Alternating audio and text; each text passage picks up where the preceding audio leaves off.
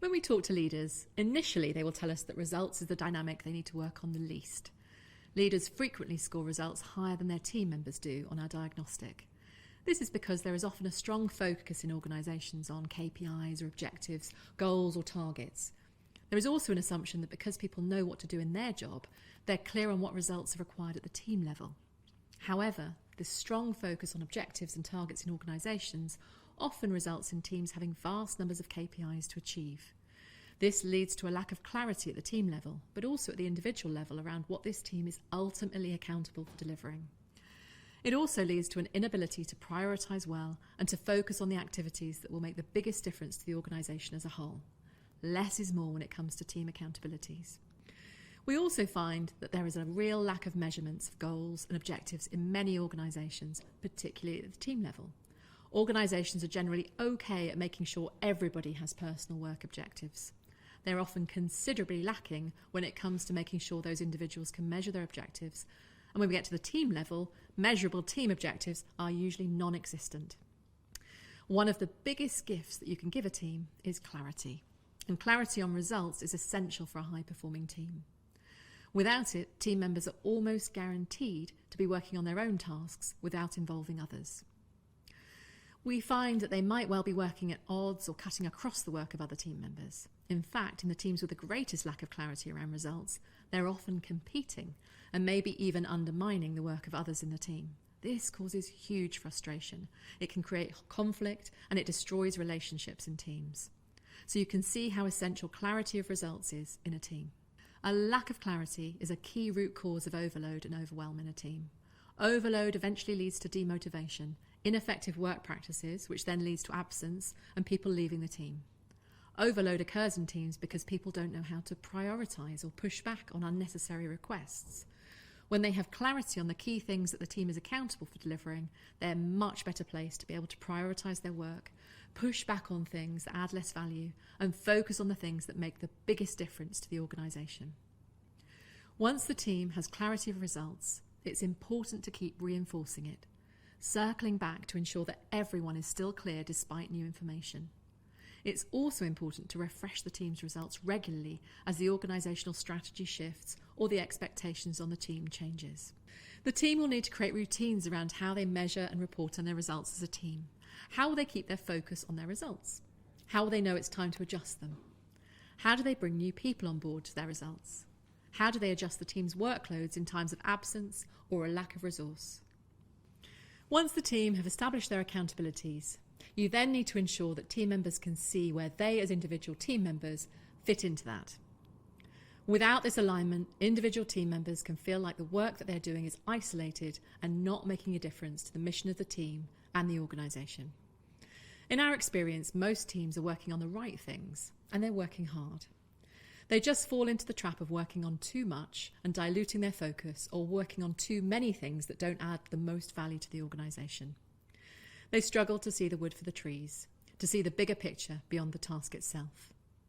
They also struggle to prioritise what is the most important to free up their time and focus for the things that will make the biggest difference. This means that they feel overwhelmed, under-resourced and underappreciated. It's hard for them to pace themselves and plan how best to pursue their goals. Creating clarity of accountabilities and then aligning them at all levels makes a huge difference to a team in terms of creating focus on the things that really matter and enabling a broader perspective. Let's talk about collaboration. When a team doesn't have clarity of results, team members invariably end up working on their own tasks in a siloed manner. One of the things that leaders complain about the most is a lack of collaboration in their teams. Usually the root cause of this is unclear results. It's not that team members don't want to collaborate with others, they just don't know enough to do so well. Most team members want to collaborate with others as they know that when they do, they create better relationships and outcomes. They just don't have enough clarity to collaborate with each other.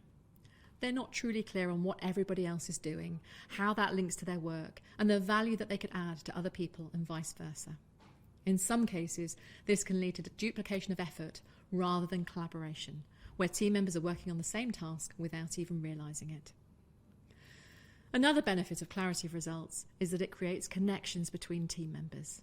just knowing what others in the team are working on creates a sense of solidarity, working together towards the reason, even when the work itself is quite separate. It also offers an opportunity for people to support each other by offering ideas, best practices, suggestions and connections to other people outside of the team. It breaks down the sense of isolation that people can feel when they're working on a task on their own, which is particularly important when remote or hybrid working. It also creates more opportunities for inclusion and an appreciation of the skills and contributions of others in the team. This then creates more opportunities for real collaboration in the team. It's essential to not only create clarity in the team about their accountabilities, the leader also needs to be clear when they want team members involved to collaborate with others. Don't just leave it to chance. The leader should facilitate the initiation of the collaboration and hold them accountable for collaborating with each other well. Some teams complain bitterly about a lack of time when we suggest that they should collaborate more effectively with each other. When this happens, it's often a signal that the team is over-collaborating. Now, what do we mean by this? This is when team members find themselves frequently in back-to-back meetings all day long with no pause for breath. When they're reluctant to attend team meetings or find themselves doing other things whilst at team meetings because they're not getting the value they need from those meetings. And it's not just meetings, it's other forms of collaboration too. Things like instant messaging, email, text messages, phone calls, in fact, any way in which team members communicate with each other. If these things are not well managed by the team's routines, the team will be in danger of over-collaborating, and this will impact the results of the team. In a team which is over-collaborating, things often get overcomplicated, progress is slow, and the team can repeatedly make poor decisions.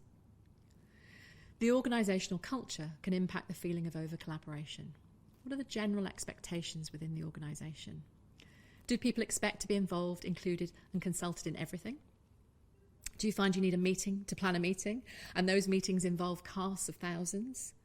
Can team members easily manage these expectations, or does going against that culture feel like pushing water uphill? In some cultures, it can feel like it goes really against the grain to be discerning about who needs to be involved in a task and who should really collaborate. Over-collaboration can also be a sign of lack of clarity and alignment in a team.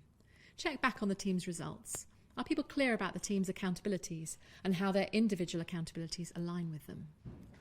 Can the team see where the most valuable opportunities are for collaboration and really where there is no need? It's all very well saying that a team needs to create clarity, but how do you go about doing that? We have created a simple and effective way to get clarity on a team's results, which has been used effectively with hundreds of teams. It's an interactive, collaborative process which enables the team to understand all the tasks that they're doing and then group them together into what we call the big whats. This process articulates the team accountabilities in a simple, easy to remember way. This also means that every team member can see where their individual accountabilities sit within the big whats. They can also see what everyone else is working on, their connection to the big whats, and the opportunities for collaboration in the team. The leader will get true clarity on what is going on in their team. Often, when we do this process, the leader gets some surprises.